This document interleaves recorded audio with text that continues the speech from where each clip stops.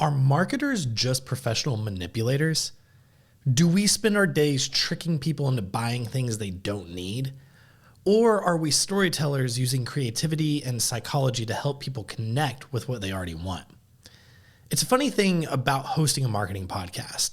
People often assume I'm here to sell them something or push a product or service. Today, I want to talk about that directly. And I want to ask the question, is marketing deception or is it art? Is it persuasion or is it service? This is Marketing on Point. And today we're asking a question that sits at the center of everything that we do. Welcome to Marketing on Point, the podcast where strategy meets clarity. Every episode, we break down real-world strategies, stories, and impactful tactics to help you grow your brand. Let's dive in.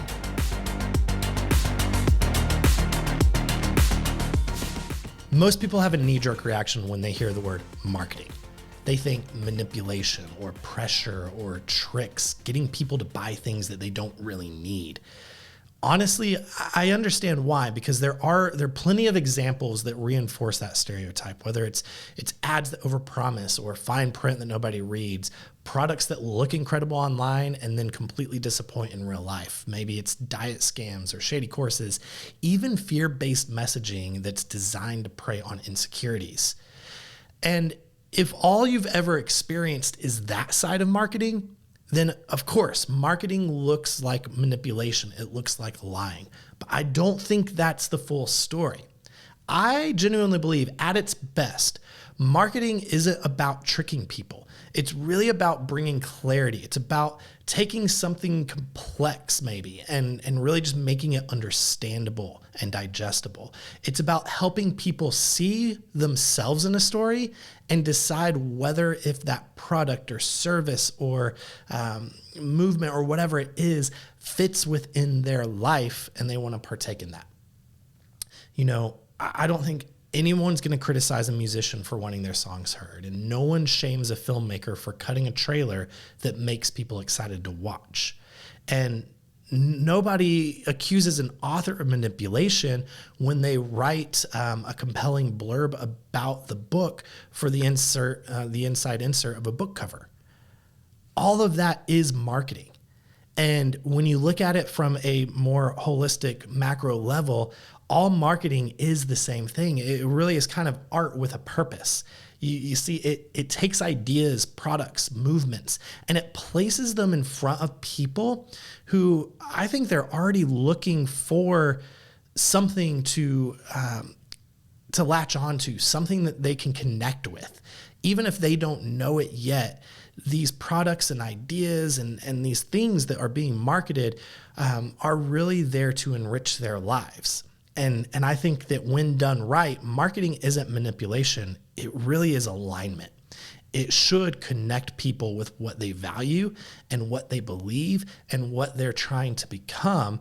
And it should have, like at the end of the day, all of those things that they're trying to become should be tied to this product that is being marketed or this thing that is being marketed.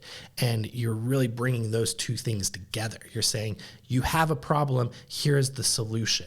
You have this idealistic view of your life, here's what can help you attain it. And it brings those together. But I think that distinction only holds true if the intent is honest. And that is a very important disclaimer. I think the question I always come back to when evaluating a campaign is, does that campaign create clarity or does it create confusion? If it creates clarity, if it makes the brand story easier to understand, or if it helps the audience see whether this product or service or whatever is being marketed is for them and it removes friction instead of adding pressure, I think that is good marketing. But on the flip side, if it creates confusion, if it hides the truth or buries the detail, exaggerates outcomes, or even nudges people to act against their best interest, that's when marketing becomes manipulation. I think you can see the difference clearly when you look at real life campaigns. You might remember the Pepsi ad from several years ago that it featured Kendall Jenner. She walks out of a fashion shoot, she joins a protest, and she hands a police officer a Pepsi as if that product is going to solve the systemic cultural tension that is happening in that moment, in that year. It really was something that almost trivialized something that was a real social justice moment, and people accused the brand of using that moment just to sell soda. I mean, the backlash, it was pretty much immediate. And it's because the ad didn't clarify what Pepsi stood for. It really just confused the audience and made people feel like they were trying to use this cultural movement to fuel sales. And within 48 hours, Pepsi pulled the ad. But contrast that with an ad from Nike in that same season and their Dream Crazy campaign that featured Colin Kaepernick. The tagline was very simple. It was just believe in something, even if it means sacrificing everything. Yes, it was extremely polarizing. I mean, you had people going out and burning their shoes, people vowing to boycott. But the campaign was so unmistakably aligned with Nike's long-standing story of pushing boundaries and championing athletes who defy the odds. And more importantly, it resonated and spoke directly to their core demographic. And because of that, it worked. Within days, Nike's online sales jumped 31%, and their stock price actually hit an all-time high at the time. It's two different campaigns around a similar movement, a cultural, turning point, so to speak. And one campaign blurred the message, and it lost credibility, and the other doubled down on the brand identity and turned controversy into clarity. That's the difference. It's not being safe versus being bold. It's not being popular versus being unpopular. It's really clarity versus confusion. And this matters because the way people experience your marketing directly affects whether they trust you. If people feel tricked, they leave. But if they feel served, they stay. Manipulative marketing, honestly, it might win a sale today. But I truly believe that story-driven marketing builds loyalty for tomorrow and the future. And loyalty is what compounds. This is why I believe the best marketers aren't manipulators at all. They're more guides. They don't pressure, they illuminate. They don't obscure, they explain. And they don't manufacture desire, they help people name that desire. And when you approach marketing in this way, promotion stops feeling awkward, selling stops feeling gross, because you're not trying to convince people you're right.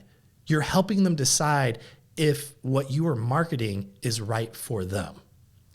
So the next time you create a campaign, I want you to ask yourself this: am I trying to move product at any cost, or am I trying to tell a story that creates value and connection?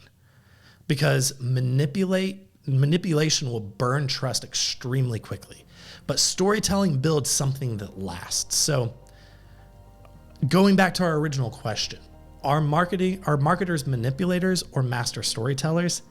I think the answer honestly is kind of both, but the difference comes down to intent. If you want to build a brand that endures, you have to choose storytelling. You have to choose clarity. Choose to move people, not just products. And that's the kind of marketing that shapes culture instead of preying on it. Thanks for listening to Marketing on Point. I'll see you next time.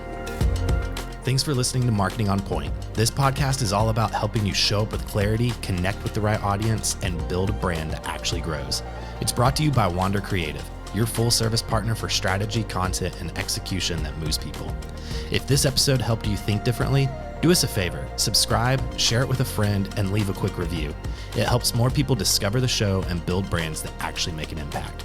We'll see you next time.